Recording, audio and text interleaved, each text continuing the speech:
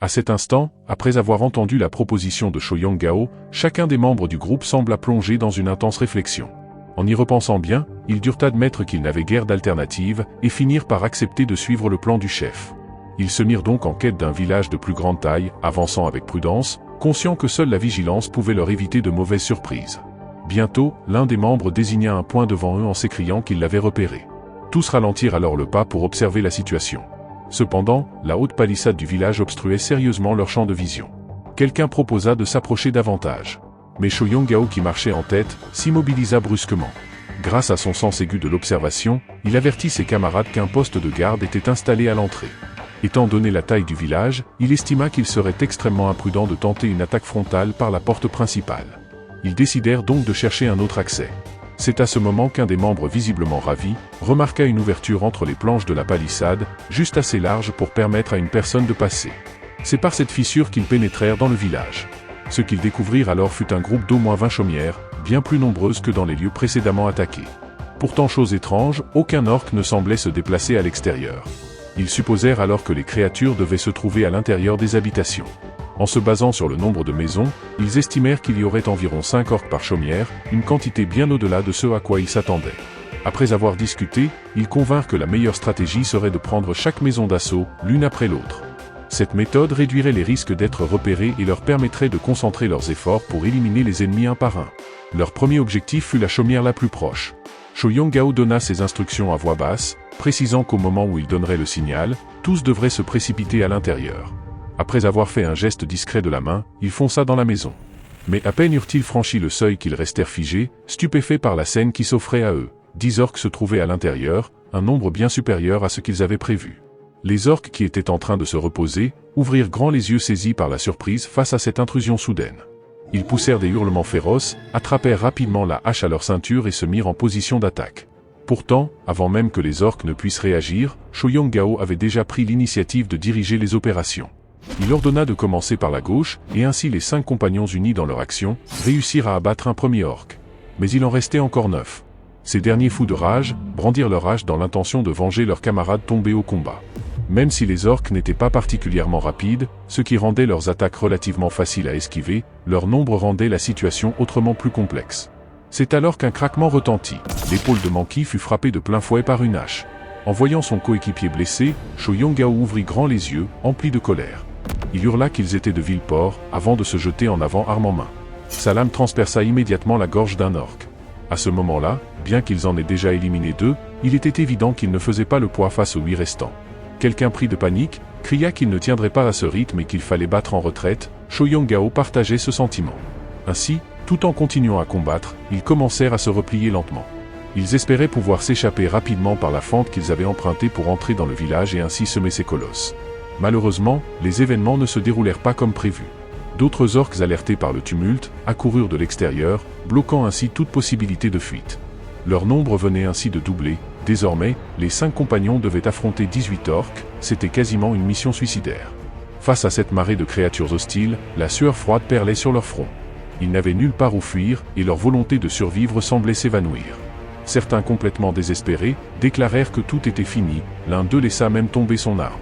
Seul Shoyang-gao ne céda pas, il avait l'âme d'un leader. Il encouragea ses compagnons d'une voix forte, leur demandant de reprendre leurs armes, affirmant que tout n'était pas encore perdu. Mais à ce stade, ses camarades n'avaient déjà plus le cœur au combat. Ils savaient que la mort n'était plus qu'à quelques pas. Ils restèrent ainsi figés, paralysés. C'est alors que quelqu'un intrigué remarqua un détail étrange, les orques ne les attaquaient pas. En scrutant leur expression, Shoyang-gao constata avec stupeur que certains affichaient même un sourire en coin. Il fit alors remarquer à ses compagnons que ces créatures se moquaient d'eux, les regardant comme de petites souris terrifiées. Cette remarque plongea le groupe dans un silence pesant. Shoyang-gao leur demanda s'ils n'étaient donc pas révoltés d'être tournés en dérision ainsi, comme des singes dans un zoo. Ces mots ravivèrent soudain leur combativité. Ils se saisirent de nouveau de leurs armes et d'une seule voix, présentèrent leurs excuses à Shoyang-gao affirmant qu'ils combattront à ses côtés jusqu'au dernier souffle. Pendant ce temps, les orques qui riaient encore quelques instants plus tôt, virent leurs visages se crisper. Leur satisfaction s'était muée en agacement, comme s'ils n'appréciaient guère la rébellion de ces petites souris. Constatant cela, Shoyang-gao ordonna à ses compagnons d'attendre son signal pour attaquer tous ensemble un seul orque à la fois. Mais au moment même où il s'apprêtait à donner l'ordre, un son de corps résonna soudain depuis l'autre extrémité du village. Les orques, en entendant cette alerte, se figèrent, puis s'élancèrent dans la direction du signal, visiblement nerveux. Ce que les compagnons ignoraient, c'est que ce corps ne sonnait qu'en cas d'alerte extrême. Ce bouleversement inopiné leur redonna espoir. Shoyongao saisit immédiatement cette opportunité et exhorta les autres à passer à l'attaque. Regonflés à bloc, ils se jetèrent de nouveau sur les orques. Un orque pris par surprise et trop détendu, fut transpercé par une arme et mourut sur le coup. Le bruit des lames s'entrechoquant, les cris, les éclats de voix, les sons de chair tranchée et d'os perforés emplirent l'air. Après un combat acharné où leur vie ne tenait qu'à un fil, ils parvinrent finalement à vaincre les 8 orques. Un intense soulagement envahit chacun d'eux. Submergés par la joie, ils attribuèrent tous le mérite de cette victoire à Shoyongao, affirmant que sans lui, ils auraient abandonné depuis longtemps. Face à ces louanges, Shoyongao secoua la tête avec modestie. Il déclara que ce n'était pas à lui qu'ils devaient la victoire, mais à leur propre courage retrouvé. Sans cela, ils seraient probablement morts avec eux. Ainsi, après cette brève euphorie, la tension revint peu à peu. Shoyongao s'était empressé d'examiner avec gravité la blessure de Manki. Bien que celui-ci ait assuré qu'il pouvait encore tenir le coup, le sang qui avait déjà trempé son vêtement à l'épaule ne laissait guère de doute sur la gravité de la plaie. Shoyongao lui conseilla alors de bien se reposer, et demanda aux autres de rester cachés provisoirement dans la hutte de chaume. Lui-même s'était préparé à aller inspecter les alentours. Conscient de leur situation critique, il savait qu'il leur fallait absolument trouver une voie d'évasion sûre, et ce dans les plus brefs délais. C'est avec une extrême prudence qu'il commença à explorer le village. Pourtant, à sa grande surprise, le lieu semblait anormalement silencieux. Non seulement aucune silhouette d'orque n'était visible, mais pas même le moindre bruit ne venait troubler ce calme pesant. Ce silence inquiétant lui avait inspiré une profonde angoisse. Alors qu'il se demandait pourquoi il ne croisait aucune créature, une odeur âcre lui agressa soudainement les narines. En suivant cette puanteur, il découvrit stupéfait un spectacle macabre. Devant lui gisaient les cadavres d'au moins 200 orques. Il s'interrogea alors sur l'identité de la personne capable d'une telle prouesse, qui donc possédait une force assez terrifiante pour exterminer toute une garnison d'orques. C'est à cet instant, alors qu'il était encore sous le choc, qu'une silhouette apparut dans son champ de vision. Au-dessus de cette dernière flottait un pseudonyme des plus évocateurs, le Faucheur Noir. Dans le jeu Ange, les mercenaires, comme les guerriers, formaient une classe de combat rapprochée capable de manier diverses armes avec aisance. Leurs compétences étaient d'ailleurs similaires à celles des guerriers. Cependant, pour devenir véritablement puissants, les mercenaires devaient passer par un contrat. Ainsi, la majorité d'entre eux choisissaient de s'associer à des connaissances ou de conclure un pacte avec le roi des mercenaires. Ce dernier, unique classe dans l'univers du jeu, avait la capacité de commander tous les mercenaires liés à lui par un contrat, et leur conférait des bonus conséquents. Il allait de soi que, pour tout mercenaire désireux de progresser, cette opportunité ne pouvait être ignorée. L'homme qui se tenait là, Shoyongao l'avait deviné, ne pouvait être autre que ce fameux roi des mercenaires. À ce moment précis, Ryu, en observant cette apparition soudaine, n'avait pu s'empêcher d'être frappé d'étonnement. Il se demanda si l'individu en face de lui était bien le légendaire Shoyongao. Il ne s'attendait vraiment pas à croiser un tel personnage dans ce village truffé de dangers. Essayant de reprendre son calme, il leva les yeux vers lui. Shoyongao, quant à lui, arborait un sourire et avait légèrement hoché la tête pour le saluer, en l'appelant respectueusement Monsieur le Faucheur Noir. Cette manière de s'adresser à lui avait quelque peu surpris Ryu, qui demanda alors s'il le connaissait. Shoyongao lui répondit avec un sourire encore plus marqué, assurant qu'il était évidemment au courant. Après tout, le nom de Faucheur Noir, premier au classement, était connu de tout le monde dans le jeu. Pendant qu'il parlait, Shoyongao observait discrètement la réaction de Ryu. Ce dernier, utilisant sa capacité de télépathie, perçut les pensées de son interlocuteur. Il avait compris que Shoyongao ne pensait qu'à la chance qu'il avait de rencontrer le meilleur joueur de toute la zone, et se demandait même si une poignée de main soudaine le mettrait mal à l'aise. Ces pensées avaient permis à Ryu de sentir la bienveillance et le respect que Shoyongao éprouvait pour les puissants. Il lui semblait que cet homme n'était pas du genre à intriguer dans l'ombre, et il supposa que c'était sans doute grâce à son intégrité et sa droiture qu'il avait pu devenir roi des mercenaires. Après tout, cette position exigeait non seulement de la puissance, mais aussi de la noblesse de cœur et un esprit de meneur. Même s'il s'agissait de leur toute première rencontre, Ryu avait eu une bonne impression de Shoyongao, et ne l'avait pas jugé malhonnête ou calculateur. Jetant un regard autour de lui, Shoyongao, face aux cadavres d'orques éparpillés partout, demanda si c'était bien Monsieur le Faucheur Noir qui avait éliminé toutes ces créatures. Ryu acquiesça d'un léger hochement de tête. Shoyongao s'exclama alors qu'il était vraiment impressionnant, et qu'un tel exploit était digne de sa place de numéro 1.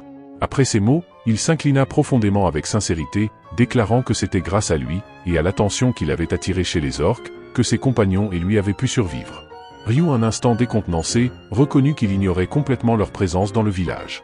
Shoyongao ajouta alors qu'il savait que cela n'avait pas été intentionnel, mais que quoi qu'il en soit, il lui resterait à jamais reconnaissant pour cette aide inespérée. Comprenant la sincérité de ses remerciements, Ryu finit par déclarer qu'une fois son affaire réglée, Shoyong-gao devait quitter le village avec ses compagnons.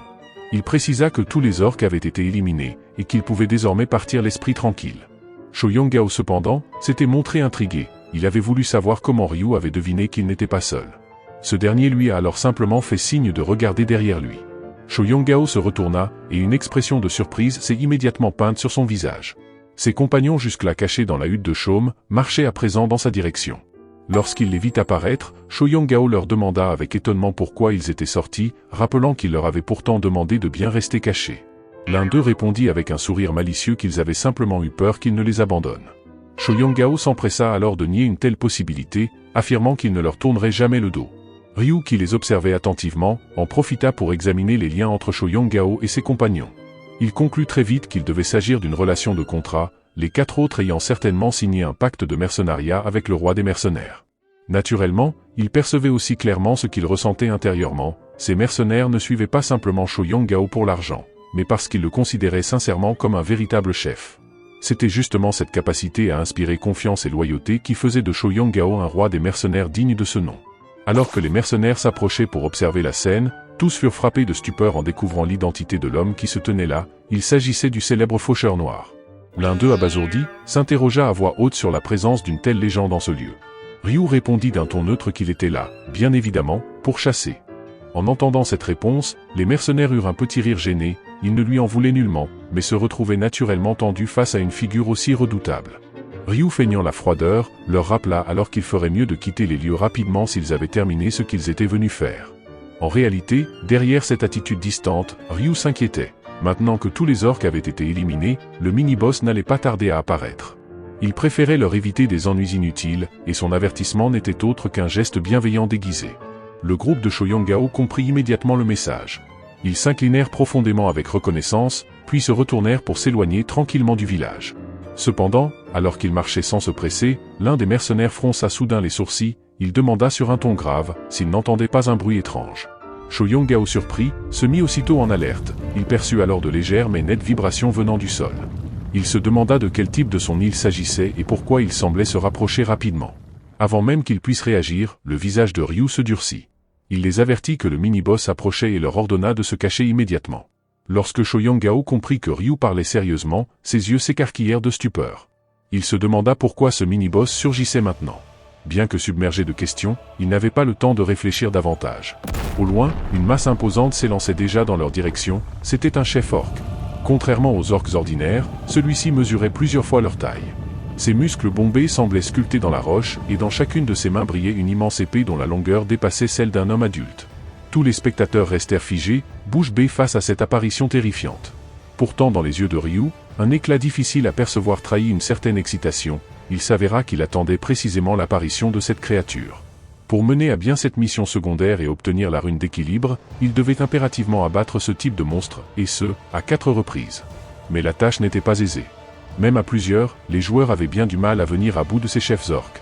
À cet instant, le monstre découvrant au sol les cadavres de ses semblables, poussa un hurlement de rage assourdissant. Ses yeux écarlates s'écarquillèrent de fureur. L'un des mercenaires tremblants fit remarquer d'une voix peu assurée que la créature semblait réellement en colère. Un autre admit que vu la situation, ils allaient vraiment avoir de gros ennuis. Le chef orc brandissait ses 2 gigantesques épées, dont les lames fendaient l'air en émettant un sifflement aigu. Ses yeux lançaient des éclairs meurtriers alors qu'il scrutait les alentours, visiblement à la recherche du coupable ayant massacré ses semblables. Au bout de quelques instants, son regard s'arrêta sur Shoyong-gao. En quelques foulées puissantes, il se retrouva face à lui. Shoyong-gao, pris de panique, en avait le visage livide, ses jambes semblaient figées comme clouées au sol, incapables de bouger. Il n'eut même pas le temps de réagir que l'une des épées portées par une puissance dévastatrice s'abattait déjà sur lui. Le sol fut aussitôt secoué d'un violent impact. La poussière s'éleva, les éclats de pierre volèrent dans toutes les directions, et les autres mercenaires se mirent à hurler, la voix empreinte de désespoir. Par chance, le pire fut évité. Alors que la lame allait frapper Shoyong-gao, Ryu, vif comme l'éclair, avait réussi à le pousser sur le côté à l'aide du manche de sa faux. Il lui lança d'un ton sec s'il comptait rester planté là à attendre la mort. Shoyong-gao, soulagé, expira profondément le cœur encore battant, avant de remercier Ryu d'un regard chargé d'émotion. Mais ce dernier n'y avait guère prêté attention et lui ordonna aussitôt de se replier s'il ne tenait pas à mourir. À ces mots, Shoyong-gao s'empressa de reculer en trébuchant, se traînant à moitié au sol. Le chef orc témoin de cette scène esquissa un rictus glacial, mais ce sourire méprisant s'était bien vite effacé. Ryu ayant saisi l'instant opportun, enfonça brutalement le bout de sa faux dans le dessus du pied de la créature. La lame acérée s'enfonça immédiatement dans la peau épaisse de l'orc, projetant une gerbe de sang. Le visage du chef orc se déforma sous l'effet de la douleur, et un cri strident jaillit de sa gorge. Submergé par la souffrance, il se mit à agiter frénétiquement ses épées dans la direction de Ryu, sans toutefois parvenir à l'atteindre. Grâce à son agilité, Ryu esquiva tous les assauts avec une précision chirurgicale. Certes, la vitesse d'attaque de ce monstre était redoutable, mais pas insurmontable. Après tout, peu importait la puissance d'un coup si celui-ci ne touchait jamais sa cible. Profitant de son avantage, Ryu lança une provocation cinglante, déclarant que cette créature ferait mieux d'en finir, car elle n'était pas aussi impressionnante qu'elle en avait l'air. À peine ces mots prononcés, il avait bondi dans les airs, sa faux décrivant une courbe brillante identique à un croissant de lune. Dans un sifflement glaçant, la lame avait tranché la gorge du chef orc, une gerbe de sang verdâtre s'était immédiatement échappée de la plaie. Voyant la tête de l'orc s'incliner, Ryu reconnut là une occasion idéale pour le décapiter. Sans la moindre hésitation, il leva sa faux et tentait de l'enfoncer de nouveau dans le cou du monstre. Hélas, la nuque du chef orc se révéla d'une solidité extrême, rendant la tâche difficile. Les deux tentatives avaient échoué à le trancher net, mais chacune d'elles lui avait arraché un hurlement de douleur. Le monstre, dans un dernier élan de rage, se mit à agiter ses lames dans tous les sens, comme un automate en crise. Voyant qu'il risquait d'être acculé, Ryu prit une décision rapide, il sauta une nouvelle fois, utilisant le corps massif de l'orc comme appui pour frapper avec plus de force. Dans un bruit sourd, la lame avait finalement tranché la tête du chef orc. Son corps, encore en train d'agiter les bras l'instant d'avant, s'effondra comme un jouet à qui l'on aurait ôté les piles. À cet instant, le clair de lune rougeâtre baignait Ryu, lui donnant l'allure d'un véritable dieu de la mort descendu sur Terre pour semer le chaos. Dans le même temps, une série de notifications du système apparut devant ses yeux. Vous avez vaincu le chef orc, gain d'expérience, plus 37,73%, or, plus 4000, or supplémentaire, plus 2000. Un homme qui avait jadis dirigé des centaines de milliers de soldats, un roi parmi les mercenaires, venait à présent d'offrir sa loyauté sans condition. Il avait reconnu que cet homme, un inconnu encore quelques instants auparavant, lui avait offert ce qu'il y avait de plus précieux, un profond respect.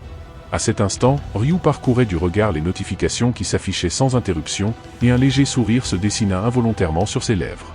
Il s'était rendu compte qu'abattre un puissant boss en une seule fois s'avérait bien plus efficace que d'éliminer successivement une multitude de petits ennemis. Parmi les objets récupérés, cette grande lame à anneau, bien qu'elle ne soit qu'une arme épique de niveau ordinaire, possédait une puissance d'attaque de base particulièrement élevée, en plus d'augmenter la vitesse d'attaque de son utilisateur à chaque coup porté. D'après les statistiques de l'arme, cela ne faisait aucun doute, c'était une pièce d'équipement de grande qualité. Cependant, Ryu jugeait que si cette arme avait été une faux, elle aurait davantage correspondu à son style de combat. Un tel objet aussi rare ne pouvait se trouver dans les boutiques classiques, et il était convaincu qu'il pourrait en tirer un prix élevé sur le marché de l'échange. Son attention se porta ensuite sur un objet nommé Cœur des Hommes. Pour un aventurier ignorant sa valeur, son apparence aurait pu le faire passer pour un objet inutile, bon à jeter, mais Ryu savait parfaitement qu'il s'agissait d'un composant essentiel pour l'amélioration future de son équipement. Après avoir soigneusement inspecté tout son butin, il se retourna et aperçut Shoyongao entouré de ses compagnons, tous le regardant avec un mélange de stupeur et d'admiration. Après un court moment de sidération, les yeux des aventuriers s'illuminèrent aussitôt d'un éclat empreint de vénération. Ils exprimèrent leur stupéfaction, reconnaissant que Monsieur le Faucheur Noir avait réussi, à lui seul, à vaincre une créature aussi redoutable. Ils pensaient que s'ils s'étaient retrouvés dans une telle situation, ils n'auraient même pas eu le courage de participer au combat. Le respect qu'ils éprouvaient pour un combattant aussi puissant transparaissait avec intensité. Shoyongao, après avoir quelque peu calmé son excitation, s'inclina respectueusement devant Ryu pour le remercier d'avoir éliminé le monstre et sauvé la vie de ses compagnons et la sienne. Lorsqu'on lui demanda s'il avait su à l'avance qu'un tel monstre allait apparaître, Ryu répondit de manière évasive, précisant que dans les autres villages aussi, l'apparition des boss intermédiaires ne survenait qu'après l'extermination complète des orques. Shoyongao, soudainement éclairé, sentit son admiration pour Ryu redoubler. Par la suite, Ryu leur expliqua que si tout était en ordre, il valait mieux partir sans tarder. Shoyongao et son groupe le remercièrent une nouvelle fois avant de s'apprêter à partir. Mais à cet instant, un gémissement retentit derrière eux, ils se retournèrent et virent Mankey s'effondrer à genoux sous le poids de ses blessures. Shoyongao accourut aussitôt inquiet, mais Mankey, désespéré, déclara qu'il n'avait plus la force d'avancer. Il supplia ses compagnons de l'abandonner, de peur de devenir un fardeau pour l'équipe entière. Shoyongao, d'ordinaire si calme et posé, se montra cette fois désemparé, bien qu'il tentât encore de persuader Mankey de ne pas renoncer. Ce dernier cependant, savait pertinemment que dans son état, il ne ferait que ralentir gravement leurs activités de chasse. Il forçait sa voix déformée par la douleur, mais son ton laissait transparaître une résignation sans appel. Ryu, observant Shoyang-Gao presque au bord de la panique, fut quelque peu surpris. Il ne s'attendait pas à ce que celui qui deviendrait plus tard le roi des mercenaires laisse entrevoir une facette aussi vulnérable. Peut-être parce qu'il songeait à son propre frère, il choisit d'intervenir. Alors que la tension gagnait tout le groupe, Ryu prit l'initiative et proposa son aide. À ces mots, Shoyang-Gao eut l'air de saisir une dernière branche de salut. Ryu s'approcha lentement de Monkey et examina avec attention ses blessures. Celle-ci était effectivement très grave, mais pas irréversible. Il posa doucement la paume de sa main sur la plaie sanglante et béante, tandis que les autres intrigués penchaient la tête pour mieux voir. Une lueur douce et verte émana de sa main. Ce halo imprégné d'une chaleur apaisante semblait chargé d'une force vitale. Puis, une scène incroyable se produisit. Le sang cessa instantanément de couler, et la plaie jusque-là à vif se referma à une vitesse visible à l'œil nu. Les témoins poussèrent tous un cri de surprise, tandis que Monkey fixait son épaule avec des yeux écarquillés, stupéfait de constater que non seulement sa blessure avait disparu, mais que la douleur pourtant insupportable un instant plus tôt, s'était évaporée sans laisser de traces. Shoyang-Gao ébahi, demanda aussitôt quel était ce pouvoir de guérison. Ryu expliqua qu'il s'agissait d'une compétence appelée soin d'urgence, disponible à l'achat en boutique. Quelqu'un réagit aussitôt en se souvenant avoir vu cette compétence en vente pour 20 000 pièces d'or, mais il ne s'attendait pas à un effet aussi impressionnant. En réalité, précisa Ryu, cette compétence ne servait normalement qu'à soigner des blessures légères et à arrêter les saignements. Si elle avait pu réparer une fracture, c'était uniquement grâce à ses 123 points d'intelligence et à l'amplification de 32% conférée par une rune lumineuse. En tant que compétence de type divin, son efficacité avait connu un saut qualitatif sous l'effet du pouvoir des runes. Monkey se leva d'un bond, submergé par l'émotion, et n'avait cessé de s'incliner devant Ryu pour le remercier. Les autres compagnons avaient eux aussi exprimé leur gratitude, à commencer par Shoyang-Gao, dont le regard trahissait un profond respect mêlé de reconnaissance. Tous avaient tenu à remettre à Ryu les objets qu'ils transportaient dans leur inventaire, allant des pierres magiques rouges les plus basiques jusqu'à des équipements échangeables contre de l'or. Bien que Ryu ait poliment décliné leur offre, il avait fini par accepter ces marques de reconnaissance. À ses yeux, ces objets représentaient un gain imprévu certes, mais bien plus important encore était le capital sympathie et les faveurs qu'il venait de gagner auprès du roi des mercenaires. Il se dit que cette relation pourrait dans le futur faire de ce dernier un précieux allié, voire un assistant. Il en avait donc conclu que l'échange était plus que rentable. Après avoir une fois de plus salué le groupe, Ryu les avait quittés. La scène avait alors changé, et l'on retrouvait désormais Juri qui avait passé une longue heure à la lisière de la zone de sécurité. Une fois la 5e manche entamée, Juri s'était souvenu des conseils que Ryu lui avait donnés. Il lui avait expliqué que la mission consistant à éliminer 300 orques était d'une difficulté extrême. Ces créatures n'étaient pas seulement résistantes, elles avaient aussi tendance à se déplacer en meute, ce qui rendait tout combat en solo suicidaire. Ryu lui avait suggéré de chercher alliance avec le Faucheur Noir une fois la fusion des zones effectuée. À défaut de le trouver tout de suite, il lui avait recommandé d'attendre 1 heure avant de bouger. Juri avait suivi ses conseils à la lettre. Et comme il l'avait prédit, la fusion des zones avait eu lieu. Le Faucheur Noir, l'un des 10 représentants désignés de zone, avait alors été convié à un jeu spécial. L'issue du combat n'avait laissé place à aucun doute. Le Faucheur Noir avait fait preuve d'une puissance écrasante, remportant la victoire avec une facilité déconcertante. En voyant cette scène, Juri avait été submergé par des sentiments contradictoires. D'un côté, une admiration sincère devant une telle démonstration de force, de l'autre, une peur instinctive difficile à contenir. Lorsque l'homme au visage noir était descendu lentement de l'arène, Juri avait compris que le moment était idéal pour lui demander de l'aide. Mais alors qu'elle s'apprêtait à rassembler son courage pour lui parler, ses jambes étaient restées figées, comme si elles étaient faites de plomb. Elle avait vu de ses propres yeux comment le Faucheur Noir avait exécuté sans pitié ses adversaires dans ce duel à mort. Cette peur viscérale que tout humain ressent face à un être trop puissant l'avait empêché de faire un pas vers lui. Elle s'était pourtant répété que ce dernier ne l'avait pas attaqué lors de leur première rencontre, ce qui semblait indiquer qu'il n'était pas un tueur assoiffé de sang. Mais au moment où elle avait repris ses esprits, le Faucheur Noir avait déjà disparu de son champ de vision. Juri avait alors contemplé avec inquiétude l'avancement quasi nul de sa mission, une angoisse croissante l'envahissant. À ce rythme-là, elle risquait d'être éliminée avant même d'avoir accompli son objectif. Elle s'en était voulu, comprenant qu'elle ne pouvait plus se permettre d'attendre passivement. Personne ne pouvait garantir que le Faucheur Noir reviendrait au point de départ. Elle avait alors pris une profonde inspiration, serré le poignard entre ses mains, et fait un premier pas vers la zone fréquentée par les orques. La 5e manche du jeu des anges était désormais pleinement lancée, et Juri se devait de croiser à nouveau la route du Faucheur Noir. Elle ne cessait de scruter les environs à la recherche de sa silhouette, tout en gardant une vigilance constante sur son environnement. Après une dizaine de minutes de marche, une palissade en bois était apparue au loin, cela ressemblait à un village rudimentaire. Forte de son expérience, Juri devina qu'il s'agissait probablement d'un lieu habité, donc potentiellement très dangereux. Elle s'était alors convaincue qu'il valait mieux éviter cet endroit. Tout en poursuivant sa réflexion, elle décida de contourner le village. Mais c'est précisément à ce moment-là qu'elle croisa l'ennemi qu'elle espérait ne jamais revoir. Un orque qu'elle avait déjà vu dans le jeu, qu'elle avait immédiatement reconnu. Après avoir aperçu cette humaine, l'orque brandit sa hache et fonça droit sur Juri. N'ayant pas d'autre choix, elle entra en état de combat. Elle se jeta aussitôt un sort de renforcement sur elle-même. Sa compétence de bénédiction avait permis d'augmenter de 50% l'ensemble de ses attributs. Elle avait ensuite saisi l'arme spéciale qu'elle avait obtenue lors de sa reconversion. Grâce aux informations transmises par Ryu, elle connaissait à présent les points faibles des orques.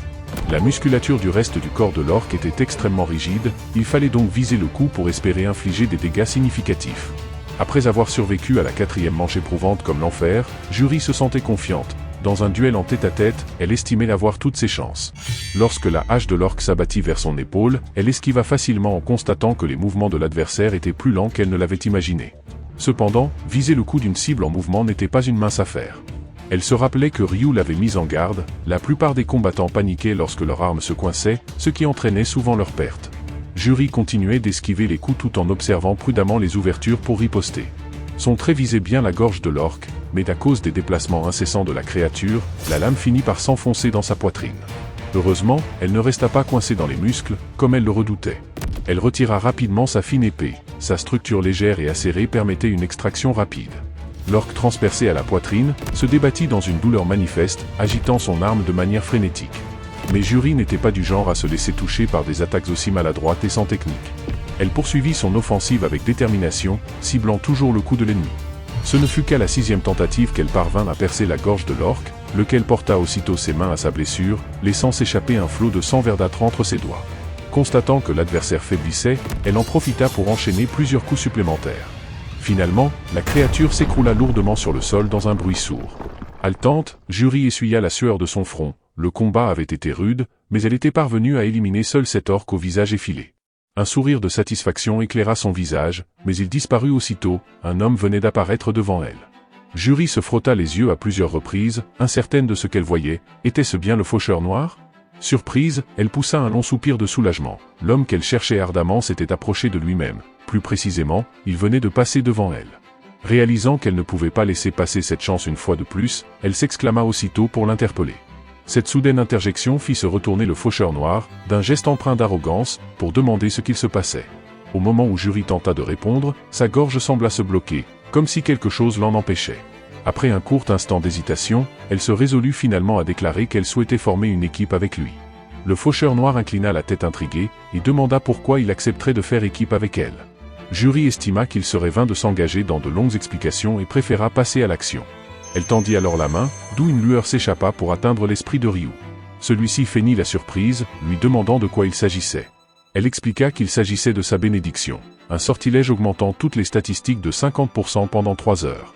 Bien que Ryu connaissait déjà cette compétence, il fit semblant d'inspecter son interface. Juri ajouta que son sort de soutien pouvait s'avérer extrêmement utile pour affronter les monstres. Il comprit alors qu'elle proposait de former un groupe afin qu'il bénéficie en permanence de son bonus. Elle confirma précisant qu'en réalité, elle espérait surtout qu'il l'aide à combattre les créatures. Ryu se caressa le menton simulant une profonde réflexion. Puis, il posa sur elle un regard froid et trancha qu'il détenait un droit de domination, et qu'il pouvait l'utiliser à tout moment pour en faire son assistante. Juri se troubla, ne s'attendant absolument pas à une telle réaction. Mais Ryu n'avait nullement l'intention de gaspiller ce droit, il s'adressa donc à Juri en lui demandant si elle pouvait garantir qu'elle ne tenterait jamais de le poignarder dans le dos. Juri afficha une expression résolue et affirma qu'elle pouvait évidemment le garantir, ajoutant qu'elle allait lui faire confiance pour cette fois. À ces mots, Ryu tendit la main vers elle tout en se présentant, puisqu'ils allaient faire équipe, il leur fallait au moins apprendre à se connaître un peu. Il expliqua qu'il s'appelait le Faucheur Noir, qu'il était de niveau 32 et que sa classe était celle de faucheuse. Juri un peu prise de court, lui serra rapidement la main en retour, précisant qu'elle s'appelait Juri, qu'elle était au niveau 13 et que sa classe était de type soutien. C'est alors que Ryu, intrigué, lui demanda pourquoi elle avait besoin d'aide alors qu'il venait de voir Juri éliminer un orque plutôt aisément. Juri, visiblement gêné par la remarque, avoua qu'il s'agissait de sa toute première fois à tuer un orque. Elle reconnut que cela avait été particulièrement éprouvant, et précisa qu'elle y avait passé près d'1 heure et demie. Bien qu'elle n'ait tué qu'un seul orque, elle n'osa pas avouer qu'elle avait en réalité perdu ce temps en attendant la venue du Faucheur Noir, et se contenta de se gratter la joue, embarrassée. Ryu ne poursuivit pas l'interrogatoire. Il estima que le temps pressait et annonça qu'il affaiblirait les orques jusqu'à ce qu'ils soient sur le point de mourir, laissant à Juri le soin de leur porter le coup final, ce qu'il serait alors comptabilisé en son nom. Sur ces mots, Ryu prit les devants et s'engagea sur le chemin, Juri trottina derrière pour le rattraper. C'est à ce moment-là que Ryu la prévint, il lui dit de ne pas rester derrière, mais de marcher à ses côtés. Si Juri sortait de son champ de vision, il ne pourrait plus la protéger. À cette remarque, Juri s'empressa de se placer juste à côté de lui. Étrangement, elle commença alors à trouver que le faucheur noir n'était pas si effrayant. Après avoir échangé quelques mots avec lui, Juri comprit que l'autre n'était pas aussi froid et insensible qu'elle l'avait imaginé. Non seulement il acceptait de l'aider à combattre les monstres, mais il lui rappelait aussi de se tenir à ses côtés pour sa sécurité, preuve qu'il veillait discrètement sur elle. Juri se félicita intérieurement d'avoir écouté les conseils de Ryu.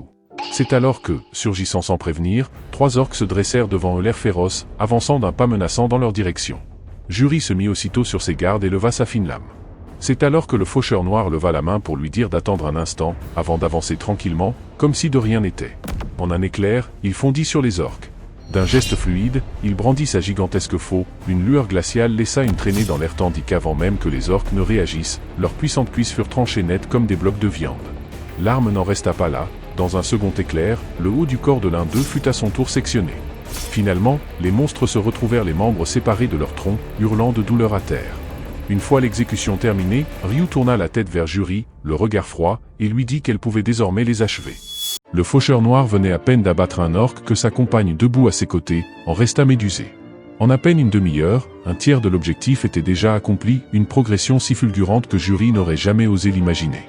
Pour la majorité des joueurs, une telle vitesse aurait relevé de l'effrayant, mais pour lui, le rythme restait encore trop lent.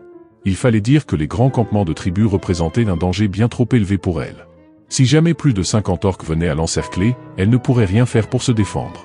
Incapable de la protéger efficacement dans ce cas, il ne lui restait plus qu'à se concentrer sur la traque du chaman orque. À ce moment-là, Juri exalté, déclara qu'en 3 heures à ce rythme, elle pourrait terminer la mission. Lui, affirma calmement qu'il allait l'aider à tout boucler en 1 heure. Elle se figea interloquée. 1 heure? Était-il sérieux? Il expliqua qu'il n'avait besoin de localiser qu'un seul chaman orque.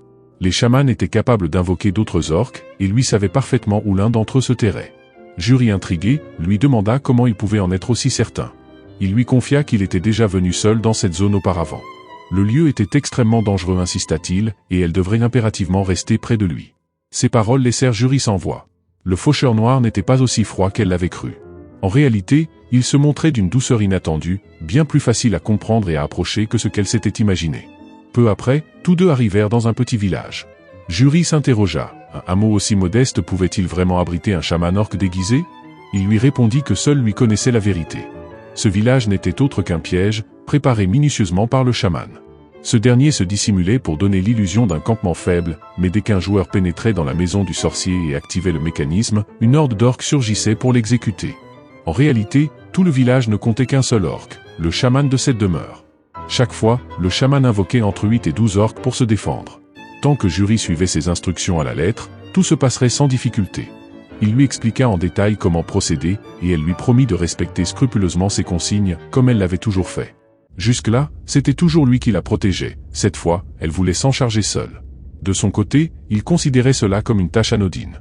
Il lui annonça donc qu'il l'attendrait à l'extérieur de la maison. Le chaman se trouvait à l'intérieur. Juri poussa la porte. Ce qu'elle vit d'abord fut un long couloir. Le cœur battant, elle s'y engagea nerveusement. C'était bien ce dont il lui avait parlé, le fameux piège. Elle devait rester vigilante, au maximum de sa concentration. Il suffisait de marcher jusqu'au bord du tapis rouge, puis de rebrousser chemin à toute vitesse. Simple en apparence, mais Juri ne pouvait s'empêcher de se sentir tendue.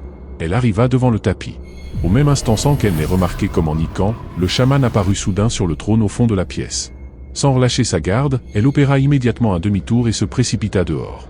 Une fois à l'extérieur, elle poussa un soupir de soulagement et expliqua au faucheur noir qu'elle avait suivi ses instructions à la lettre, mais se demandait s'il était vrai que le chaman enverrait des éclaireurs. Elle n'eut pas le temps d'obtenir une réponse. À peine ces paroles prononcées, la grande porte s'ouvrit dans un fracas, laissant surgir plusieurs dizaines d'orques. Ils furent accueillis par une attaque foudroyante. En un seul assaut, tous perdirent leur capacité à combattre. Depuis le lointain, le faucheur noir lui fit signe de venir finir les créatures. Une fois cela fait, il lui demanda de recommencer, exactement comme la première fois. Juri s'interrogea alors, le chaman tomberait-il vraiment dans le même piège? Avec un léger sourire, le faucheur noir lui répondit que malgré sa ruse, ce sorcier avait une mémoire de poisson rouge, 7 secondes, pas plus. En apprenant cela, Jury se sentit à la fois amusée et pleine d'entrain. Ainsi guidée par lui, Jury réussit à éliminer 300 orques. Elle-même n'en revenait pas, tout avait été accompli en moins d'une heure. En plus, son niveau avait grimpé jusqu'au niveau 19. Ryu de son côté, lui expliqua que le niveau 20 offrait une nouvelle compétence et renforçait toutes les précédentes. Il ajouta qu'il continuerait à l'aider à monter en niveau. Ces mots laissèrent Jury songeuse, elle ne put s'empêcher de penser qu'il était réellement attentionné. Elle lui demanda un peu timidement s'il pourrait continuer à faire équipe à l'avenir. Mais sa phrase fut interrompue par des voix bruyantes venant de derrière eux. Les deux se tournèrent. Un petit groupe de 6 joueurs venait d'arriver, observant avec stupeur les corps d'orques jonchant le sol. Ils regardèrent ensuite le faucheur noir. L'un d'eux, abasourdi, demanda si c'était lui qui avait abattu toutes ces créatures. Puis, le ton plus gêné, ils s'excusèrent, ils ne voulaient que chasser des orques et ignoraient que la zone était déjà prise. Les autres membres du groupe semblaient incapables de croire que 2 joueurs seulement aient pu abattre autant d'ennemis. Et comment un si petit village pouvait-il contenir autant d'orques? Le regard du groupe se posa sur Jury. Qui était cette femme? Faisait-elle équipe avec le faucheur noir? Un joueur bedonnant s'étonna qu'un tel tueur accepte de former un duo. À côté de lui, un jeune homme au visage effilé laissa paraître un air lubrique et détailla Jury du regard. Il la trouvait particulièrement bien faite, c'était évident. À ce moment-là, la voix tranchante du faucheur noir s'éleva, il déclara qu'ils n'étaient pas les bienvenus ici. 1 minute, pas plus, pour déguerpir. Même si chacun avait ici le droit d'exprimer son opinion, il semblait évident qu'ils avaient franchi la ligne rouge fixée par le faucheur noir. Le singe maigre au corps robuste s'écria avec colère qu'il s'agissait de leur première rencontre, et qu'il n'avait aucune raison valable de devoir partir. Cette déclaration provoqua un profond étonnement. Ainsi donc, il existait encore des individus capables de contester les propos du faucheur noir? Mais ce dernier ne se montra pas indulgent. Un simple coup latéral trancha net la chevelure du singe maigre, le réduisant au silence. Il fut annoncé qu'ils avaient encore 20 secondes pour déguerpir.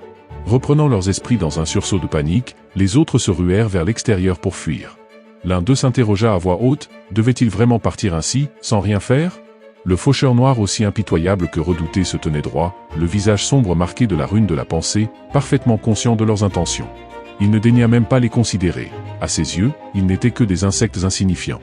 Puis il se tourna vers sa partenaire et déclara qu'il était temps de continuer leur progression. À distance, le petit groupe de fuyards jetait encore des regards inquiets en arrière. Le faucheur noir ne semblait pas les suivre. L'un d'eux murmura qu'il voulait retourner discrètement jeter un œil, il était curieux de savoir ce que faisaient tous ces orques à moitié humains. Le spectacle était étrange et oppressant. D'où venait-il? Ce petit village ne pouvait en aucun cas accueillir une telle foule. Ils décidèrent de se cacher très loin, hors de portée du regard perçant du faucheur noir. Soudain, plusieurs orques surgirent de nouveau, entamant une ronde.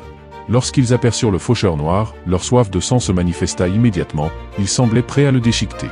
Mais le faucheur noir serra simplement les poings, et d'un coup d'une violence inouïe, il frappa le premier orque. Celui-ci fut projeté à une vitesse effrayante, percutant ses compagnons dans sa chute. L'impact balaya même ceux qui se trouvaient en arrière. Avant même que les corps ne touchent le sol, la lame de sa faux s'abattait déjà à toute vitesse. En un clin d'œil, un autre orque s'effondra au pied d'un arbre. Il n'était plus en état de se battre. Le groupe d'observateurs stupéfaits ne put s'empêcher de s'exclamer intérieurement, voilà donc ce qu'on appelait la puissance du numéro 1. Mais alors, pourquoi une telle force se retenait-elle de les achever? À ce moment-là, Jury s'approcha des corps des orques pour leur porter le coup de grâce. C'est là que les témoins comprirent. Le faucheur noir protégeait cette femme, lui permettant d'accumuler de l'expérience en toute sécurité. Les membres de l'équipe observatrice étaient envieux, jaloux. Elle seule profitait des bénéfices tirés de ses combats contre les orques. Jury pénétra de nouveau dans la maison. Quelques instants plus tard, elle en ressortit, et le manège se répéta. Les observateurs finirent par remarquer le schéma, à chaque fois que la jeune femme entrait dans la bâtisse, elle était suivie de quelques orques. Ils en tirèrent une hypothèse, le faucheur noir avait déjà tué plus de 50 orques. Une si petite maison ne pouvait pas les contenir tous, sauf si elle dissimulait un mécanisme capable de générer indéfiniment ces créatures. Il suffirait d'attendre qu'ils terminent, puis de copier leur méthode. Jury afficha soudain un sourire radieux. Elle venait d'atteindre le niveau 20 et avait acquis une nouvelle capacité. Son sort de bénédiction avait également progressé jusqu'à atteindre une efficacité de 60%. Elle exprima le souhait de tester cette capacité sur le faucheur noir, celui-ci accepta avec plaisir. Une lumière sacrée se diffusa à partir de la paume de Jury. Le faucheur noir ressentit immédiatement une amélioration de ses attributs physiques. Un signal sonore confirma l'effet, toutes ses statistiques venaient d'augmenter de 60%. Il s'agissait d'une bénédiction renforcée. Puis Jury utilisa sa toute nouvelle compétence, l'aura du vent l'enveloppa. En un éclair, la même énergie entoura le faucheur noir, qui eut la sensation de flotter légèrement, comme allégé de tout poids. Une nouvelle alerte retentit. La vitesse d'attaque et de déplacement venait d'augmenter de 60% pour une durée de 30 minutes. Face à ces résultats, le double miroir du faucheur noir exprima sa joie. Entre la bénédiction complète et la vitesse accrue, s'il activait à présent sa compétence de chasse nocturne, il atteindrait des sommets inégalés. Il déclara alors qu'il était temps de s'occuper des insectes indiscrets qui les observaient. Jury gloussa discrètement. À l'évidence, il croyait encore ne pas avoir été repéré. Elle émit l'idée de les laisser entrer eux aussi dans la maison, pour voir comment ils réagiraient face aux orques. Peu après, le faucheur noir s'engouffra dans le bâtiment, puis en ressortit brusquement, suivi par plus d'une dizaine d'orques. Il utilisa uniquement des compétences de base pour esquiver, se faufilant entre les spectateurs. Voilà donc le véritable pouvoir du faucheur noir. Les orques se lançaient à sa poursuite sans relâche. Jury inquiète, se demanda s'il pourrait gérer autant d'adversaires à la fois. À l'extérieur, les observateurs s'interrogeaient aussi, comment se pouvait-il que le faucheur noir soit pourchassé par ces créatures? Quelque chose clochait. À cet instant, un grondement retentit. Le grand prêtre posté à l'arrière chuchota en agitant son bâton. Une onde d'énergie fondit droit vers le faucheur noir, prenant forme en un instant. Celui-ci était à présent totalement encerclé. Aucune échappatoire possible. L'un des orques portait un masque étrange. Il se démarquait nettement des autres, il ressemblait à un chef animiste. Les spectateurs comprirent alors, l'orque masqué de tout à l'heure avait invoqué d'autres orques. Cela ne laissait aucun doute, ce chef possédait le pouvoir d'invocations illimitées. À cette pensée, elle fut saisie de stupeur, le faucheur noir se retrouvait encerclé. Elle se dit qu'elle devait faire quelque chose pour lui venir en aide. Pourtant, l'instant d'après un doute traversa son esprit. Car malgré la horde d'orques qui l'encerclait, le faucheur noir n'affichait pas la moindre trace de panique sur son visage. Tandis que l'orque prêtre poursuivait ses invocations, comptant sur le nombre pour venir à bout du faucheur noir, celui-ci paraissait toujours parfaitement à l'aise, esquivant les assauts avec une précision déconcertante, tout en gardant un œil sur les mouvements de l'équipe à l'extérieur. Les spectateurs observèrent que ce boss semblait fragile, sans doute un invocateur ou un type mage, pas construit pour le corps à corps. Voyant le faucheur noir accaparé par le flot incessant de créatures, les membres de l'équipe décidèrent de contourner discrètement l'arène pour attaquer le chef de flanc. Ils pensaient que si jamais le faucheur noir les repérait, il pourrait toujours prétendre être venu l'aider à combattre. Dans tous les cas, même un combattant aussi redoutable que le faucheur noir aurait besoin de temps pour venir à bout d'autant d'ennemis. Profitant de cette ouverture, l'équipe entama sa manœuvre d'encerclement. Jury assista à la scène, les yeux écarquillés. Il tentait de dérober la cible du faucheur noir. Elle se dit qu'il fallait absolument les arrêter. Ce chef orc ne devait en aucun cas leur revenir. Elle se souvint de la culpabilité qu'elle avait ressentie plus tôt, lorsque le faucheur noir lui avait laissé le champ libre pour s'occuper des orques, en lui assurant que sa propre mission était déjà accomplie et qu'elle n'avait pas à se sentir redevable. Mais à présent, l'objectif du faucheur noir était clair, le chef orc. Elle avait déjà récupéré une pierre d'équilibre, et les autres pierres seraient toutes liées aux chefs ennemis. Jury en était persuadée, elle ne pouvait pas laisser les autres interférer. Alors que les membres de l'équipe s'apprêtaient à passer à l'action, une voix grave s'éleva dans l'air, nuit de la mort. Un frisson de terreur parcourut aussitôt leur cœur. Que se passait-il? Dans le périmètre de la nuit de la mort, la quasi-totalité de leur champ de vision disparut, les plongeant dans l'obscurité totale. Tout ce que pouvait faire le groupe désormais, c'était rester silencieux, espérant ne pas être repéré par le prêtre orc. Mais la peur les clouait sur place, les rendant incapables d'articuler le moindre mot. Le prêtre en réalité, les avait déjà repérés bien avant. Son visage ridé en disait long sur son âge, mais ses pouvoirs restaient redoutables.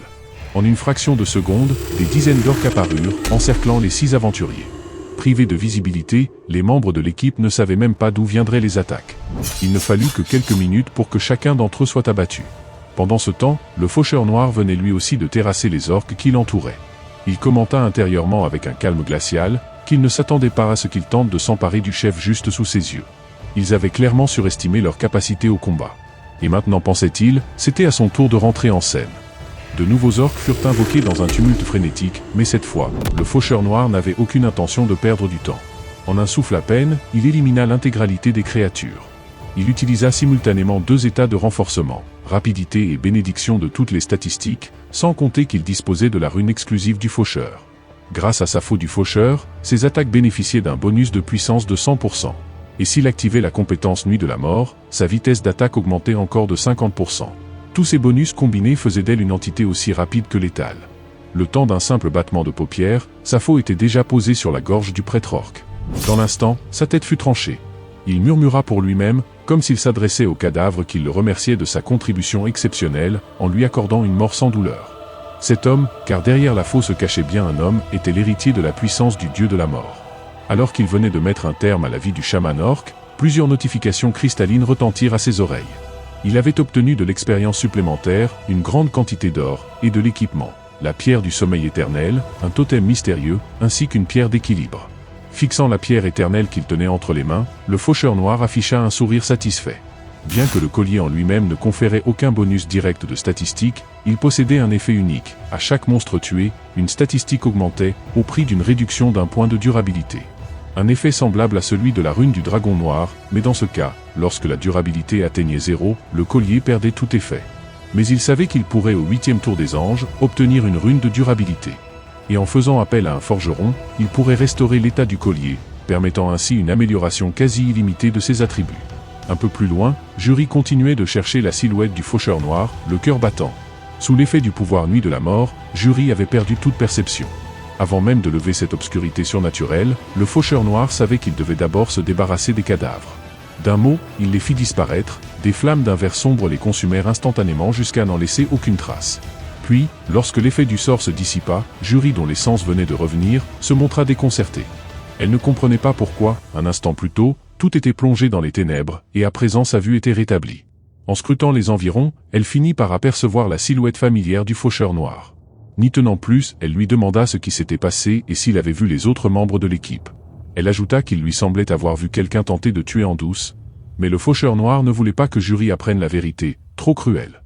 Il répondit qu'il ignorait lui-même ce qui s'était produit. Jury, troublée, songeait encore à ces cris d'agonie qu'elle avait entendus quelques instants plus tôt. Le faucheur noir espérait sincèrement que Jury ne verrait jamais les corps. Il voulait dans cette vie-ci, pouvoir la protéger sans qu'elle ait à connaître l'horreur. Il lui proposa de ne plus penser à ce qui s'était passé ici, et de se concentrer sur leur prochain objectif, vaincre le boss de la prochaine zone. Peu après, une autre base d'orques fut attaquée avec succès, et le faucheur noir se retrouva engagé dans un nouveau combat contre un chef orc. Sans surprise, il fondit sur sa cible à une vitesse fulgurante et l'abattit au corps à corps en quelques secondes. Un son cristallin annonça les récompenses, gains d'expérience, d'or et d'équipement. Il reçut des bottes de l'archer orc, une flèche rouillée ainsi qu'un équilibre de niveau 3. En examinant les nouveaux objets dans son inventaire, le faucheur noir constata que les bottes augmentaient l'agilité, ce qui convenait parfaitement à sa classe. Jusqu'à présent, il portait encore un équipement de tout premier niveau. Ses bottes arrivaient donc à point nommé, d'autant que certaines de ses statistiques n'étaient pas au mieux. Il comptait sur les bottes pour corriger cela. Il avait déjà vaincu les 3 boss les plus faibles.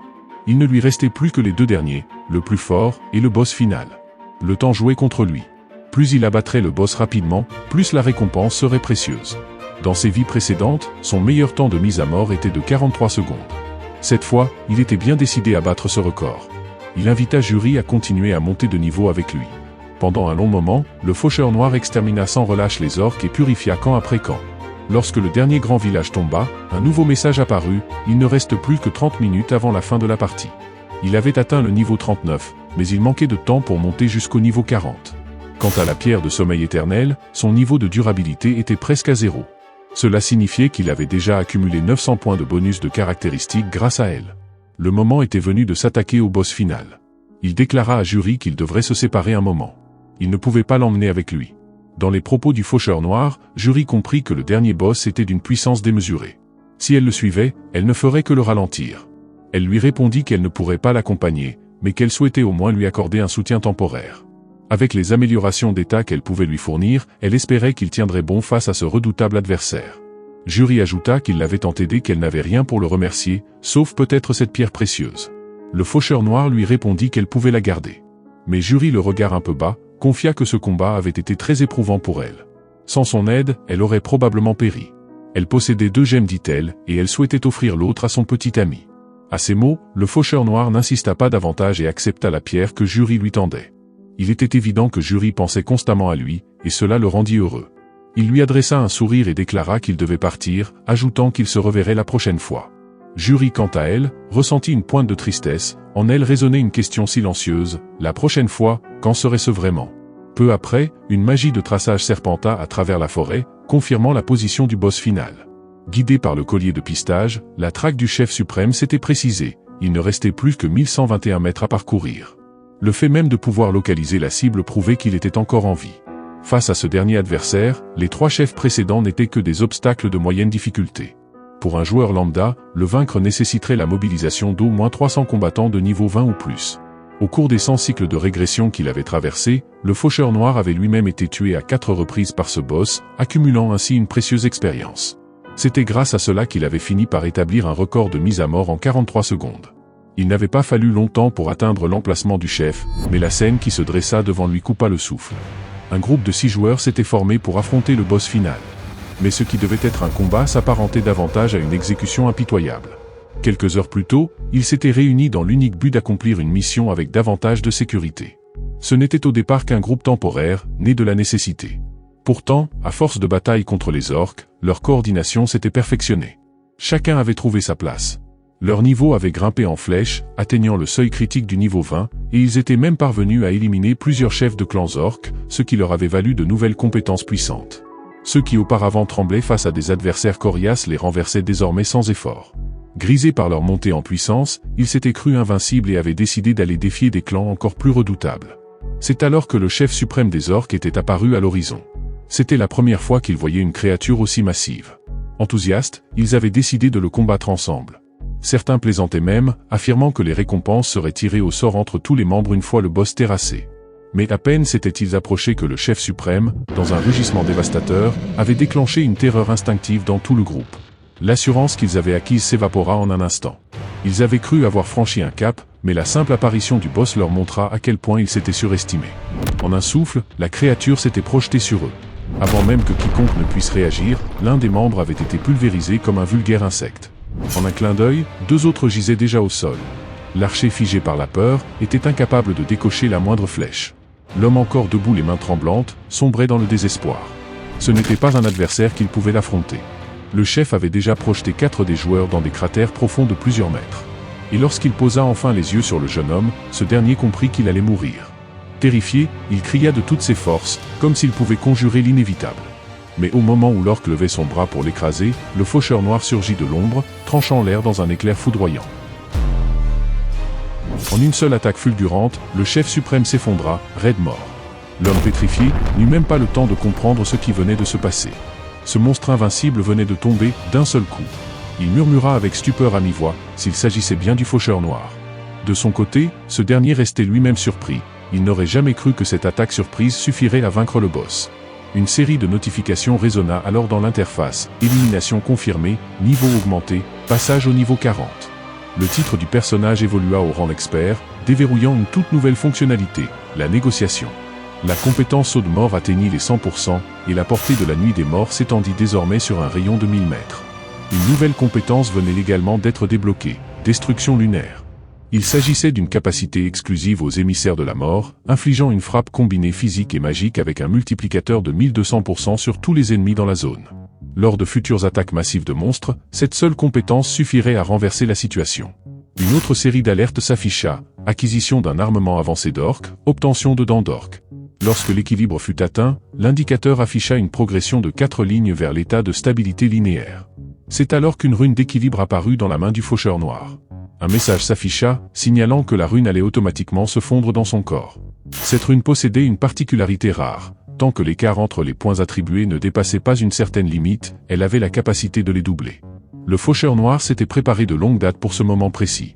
Depuis des semaines, il avait volontairement limité l'attribution de ces points supplémentaires à chaque montée de niveau, maintenant avec soin un écart favorable pour permettre la pleine efficacité de la rune. À présent, il allait enfin découvrir les véritables merveilles que cette rune d'équilibre pouvait lui offrir. Mais à l'instant où l'énergie se mit à circuler en lui, une onde de choc parcourut son corps. Le Faucheur Noir n'en crut pas ses propres yeux, il s'était attendu à un renforcement, bien sûr, mais jamais il n'aurait imaginé une augmentation aussi vertigineuse de ses statistiques.